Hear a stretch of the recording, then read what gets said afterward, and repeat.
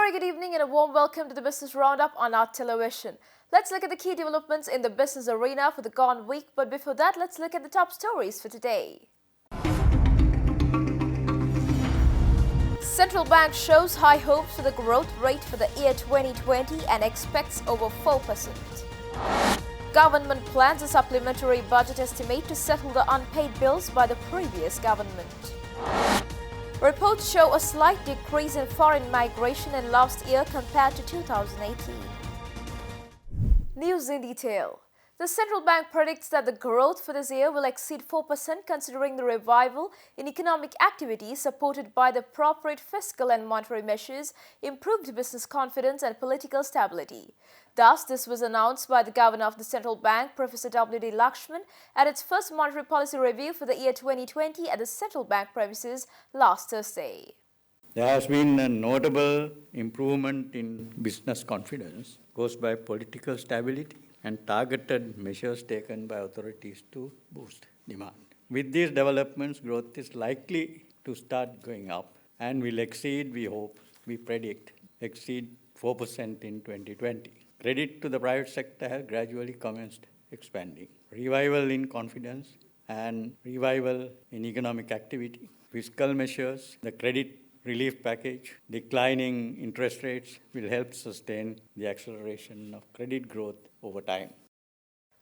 Meanwhile, the Central Bank Governor, Professor W.D. Lakshman, further added that the Monetary Board of the Central Bank of Sri Lanka decided to reduce its standing deposit facility rate and the standing lending facility rate by 50 basis points to 6.5% and 7.5% respectively. The Monetary Board has decided to reduce the policy interest rates of the Central Bank by 50 basis points. This action by the Monetary Board is intended to affirm its accommodative monetary policy stance and also cause a further reduction in the cost of funds faced by financial institutions, thereby allowing them to pass the benefit of reduced cost of funds to the economy. The board took into consideration several macroeconomic developments in making this decision. On the inflation front, the recent acceleration of inflation, particularly at the national level, has been a concern. However, there were several factors to suggest that this acceleration in inflation is going to be short-lived. This acceleration was caused by food inflation rather than any overheating of the economy. Domestic supply conditions are already gradually improving. CCPI-based inflation has continued to remain within the 4 to 6% range, which we are targeting. Cabinet spokesman Minister Dr. Bandula Gunawardena says that Finance Minister Mahinda Rajapaksa, who is also the Prime Minister, will make a special statement in Parliament and will seek the opportunity of going for a supplementary budget estimate to settle some arrears payments of 130 billion rupees. Minister Gunawardena, addressing the weekly cabinet press briefing at the Government Information Department last Thursday, claimed that the new government had to settle a lot of payments unattended by the previous government, especially for the projects like Gamperaliya, Lanka Pasala, Hondama Pasala, and for the importation of fertilizer and medicines. Minister Gunawardena also charged the previous government, saying that they created this financial crisis, presenting a bogus budget in Parliament. ආණ්ඩුවක් ලෙස ඉතා විශාල මූල්‍ය අර්බුදයක තමයි ආණ්ඩුව ගමන් කරන්නේ. As a government, we have faced a grave financial crisis at present. Although Gotabaya Rajapaksa was elected as the president of this country, the parliament, which has the power to spend money, still functions on a vote-on account. Treasury has no legal right to spend a cent beyond the vote-on account passed in the parliament. We are also not authorized to go for loans, as it has given us the limits. The government runs very carefully these days, managing with the available funds. But the situation has worsened as the contractors and service providers daily arrive asking for the payments for their services. For example, we need to pay 130 billion rupees for the service providers of the last regime. The programs are Gamperaliya, Lanka Pasala, Hondama Pasala, and importation of fertilizer and medicine. Not a single government has faced such a situation in the history. In Industrial Export and Investment Promotion Minister Prasanna Ranatunga says that the new government has plans to increase foreign direct investments and exports remarkably during the period of coming 11 months. The minister stresses that they can achieve the target easily as they are to follow national export strategy meaningfully. Minister Prasanna Ranatunga says the government has already taken the measures to increase foreign direct investment to $2.5 billion during the year, aided by improved policy stability, business confidence and tax cuts. He also added that exports will also be increased to $13.5 billion assisted by a wide-ranging stimulus package for the sector. Minister Ranatunga said that the final data for 2019 foreign direct investments and export performances is yet to calculate by targets of 2020 are kept above the last year figures. In the first 11 months of 2019, exports amounted to $11 billion, marginally up by 0.8% from a year earlier. As reported by the central bank, foreign direct investments was shown as $772 million in the first 11 months, down from $1.6 billion in 2018. The minister said the government, led by President Gotabaya Rajapaksa, would continue with the national export strategy to enhance performance. He further added that the government hoped to focus on agri-based value-added exports and the boat building and shipbuilding industries, as they believed there was high potential to grow these two industries. Stay tuned for more news right after this commercial break.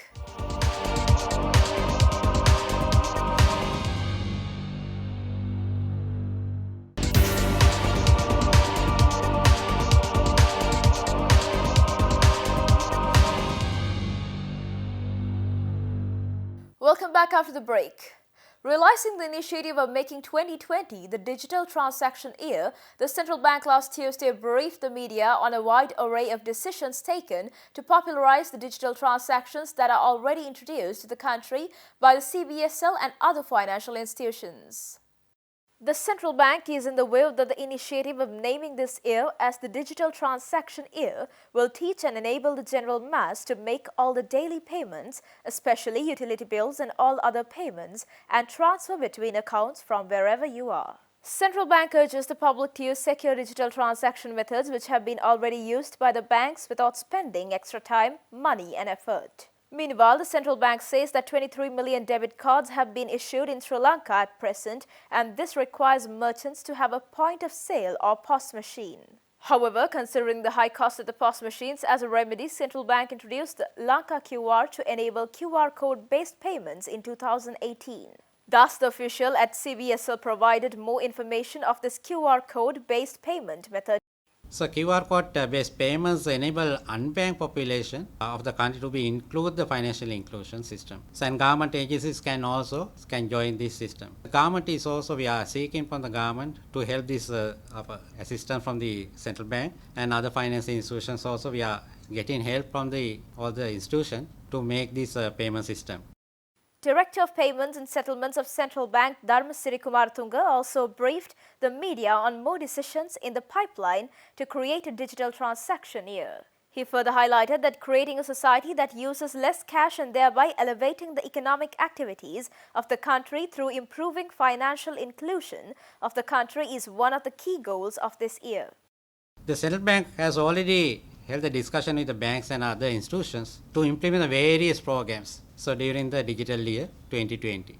So accordingly, the first 2 months of the year 2020 will be especially aimed at educating employees of financial institutions. So therefore, merchants and consumers will be educated on the use of digital payments and encouraged to adopt the digital payments during this year. The main objective of 2020 digital transaction year are educating the public about the digital payments and to encourage large number of consumers in digital transaction, and also building a society that uses less cash, thereby uplifting the economic activities of the country through improving the financial inclusion of the country. So in order to achieve these objectives of the central bank, we need the support of the government and all the financial institutions of the country. Former Navy Commander and present Foreign Relations Additional Secretary to the President, Admiral Professor Jayannath Columbage emphasizes that country's major goal of becoming the maritime hub of the region won't be achievable if you are not a part of the Belt and Road Initiative. Speaking at a discussion titled Belt and Road Initiative Challenges and Way Forward, he also stressed that BRI is seen as a major opportunity and not as a threat to Sri Lanka. My question to you is, what if we do not want to be part of the Belt and Road Initiative? Well, the short and sweet answer is Sri Lanka is bound to lose. Our big dream of becoming the maritime hub of the region, maritime hub of South Asia, and possibly the maritime hub of the Indian Ocean. And therefore, the Belt and Road Initiative is seen as an opportunity in Sri Lanka and not seen as a major threat. But my question was, what if we are not part of the Belt and Road Initiative? And my second question is, what if the Belt and Road decide to skip Sri Lanka and go away? Well, again, Sri Lanka is bound to lose. Now, in that situation, in the functioning geography, Sri Lanka is important to China and other major countries. If you look at the distance, if you look at from Singapore to Dubai, Sri Lanka is halfway through. If you look at from Shanghai to Rotterdam, Sri Lanka is halfway through. So for Sri Lanka, all these initiatives are important. At the same time, for all these initiatives, Sri Lanka is also very important. Speaking for the Foreign Relations Additional Secretary to the President, Admiral Professor Jayannath Columbage added that Sri Lanka's dream of becoming the maritime hub of the region is not far away. He pointed out that to reach the target, the country needs to capitalize on the 3 deep water ports and the shipping line. So Sri Lanka is indeed blessed with deep water ports in the south, west and east. No other country in this region is blessed with that kind of advantage. So we need to capitalize on that. We need to be the maritime hub of the region. We are the container hub of the region, which is not enough. We don't have many resources to export. Of course, we have many things, but we don't have many things to export. But we can capitalize on the shipping, which is the east-west shipping line. 50% of containers, 72% of world energy, and 35% of bulk cargo are transported just 12 nautical miles south of Sri Lanka. So that is a gold mine which we have not been able to exploit because of various reasons, and we need to be the maritime hub of the region, and we need the support of all connectivity initiatives, not only BRI. If the other connectivity initiatives are becoming operational, we will need the support of all these operations, all these connectivity initiatives to achieve our dream of maritime hub status. Stay tuned for more news right after this commercial break.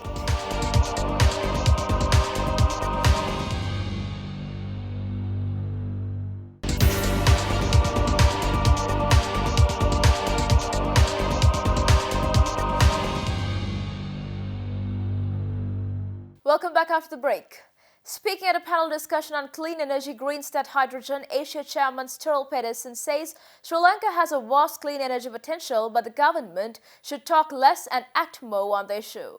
I see a huge potential in Sri Lanka. I mean, you are blessed by nature when it's coming to solar and to wind. And I think that the government should actually, talk less and act more, because you have everything right in front of you. And I don't want to be rude, I just want to say that there should be a more aggressiveness in this area, yes, because the urgency is there, and you have an opportunity that very few other nations have in this area. Sri Lanka Bureau of Foreign Employment says that the total number of female migrant workers for the last year is more than 80,000 and that it accounts for 40% of total migrations. Accordingly, the report of the Sri Lanka Bureau of Foreign Employment further notes that total number of male migrant workers for 2019 is 122,143. Thus, as a whole, 203,141 individuals have migrated in search of jobs last year. Meanwhile, most number of female migrant workers have gone to Kuwait last year, accounting for 30,031, while most number of male migrant workers have travelled to Qatar. On the other hand, 9,041 professionals have migrated last year, while 62,687 trained workers have migrated last year. The report also shows that 61,603 female domestic workers have migrated to foreign countries last year. Pertaining to the numbers in 2018, 211,229 have migrated in search of jobs, and there's a decrease in the same numbers last year. To make our viewers aware on the stock performances for the past week and its developments for the coming week, now a subject expert at First Capital Holdings will join us in bringing you the usual weekly report. The stock market index was on a mixed sentiment this week, witnessing gains and losses throughout the week. The turnover level remained moderate on the first couple of days, and also the index also was stagnant. However, when it comes to Wednesday to the 29th of January, the bourse surged about 51 points, recording a 2-week high turnover as well due to parcel crossings that took place pertaining to 4 banking sector counters, which contributed about 36% of turnover on that day. Buying interest also continued on Thursday as well, boosting turnover despite the stagnant level of the index. Foreign participation was moderate, broadly on the selling side, as the market recorded a net foreign outflow, mostly centered on the banking and diversified sector counters. Looking at the outlook for the upcoming week, we expect a gradual positive sentiment in market activities, mainly on the expectation of the positive results that is likely to come. We are expecting a recovery in earnings in most of the counters that are likely to release results. We expect activity levels to remain moderate, while the foreigners may continue to be on the selling side, although strong buying interest from locals and institutions is likely to absorb the selling pressure, as we have seen in the last couple of weeks as well. And that's all news for today, and log into our Facebook page to get the latest news and updates. And send us your comments, views and opinions via email address and hotline.